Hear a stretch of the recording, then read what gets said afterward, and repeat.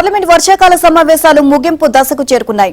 ఎఫ్ఆర్సీఏ delimitation, మహిళా quota వంటి కీలక బిల్లులు ప్రవేశపెట్టకుండానే ఉభయ సభలు వాయిదా పడే అవకాశాలు కనిపిస్తున్నాయి.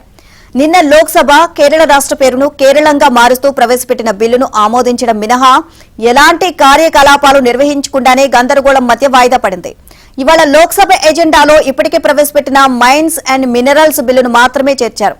విదేశీ విరాళాలను నియంత్రించే ఎఫ్సీఆర్ఏ బిల్లును సంయుక్త పార్లమెంటరీ కమిటీకి పంపించేందుకు కూడా ప్రతిపక్షాలు అంగీకరించకపోవడంతో ఆ బిల్లుకు ఎప్పుడు మోక్షం లభిస్తుందో చెప్పలేని పరిస్థితి నెలకొంది.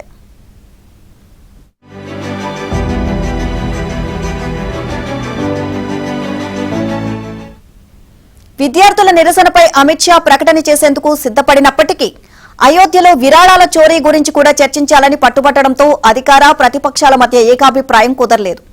ప్రతిపక్షాలు అడిగిన అన్ని ప్రశ్నలకు సమాధానం చెప్పేందుకు అమిత్ షా అంగీకరించారని, కానీ ప్రతిపక్షాలే అంగీకరించడం లేదు అని పార్లమెంటరీ వ్యవహారాల మంత్రి కిరణ్ రిజిజు మీడియాకు చెప్పారు.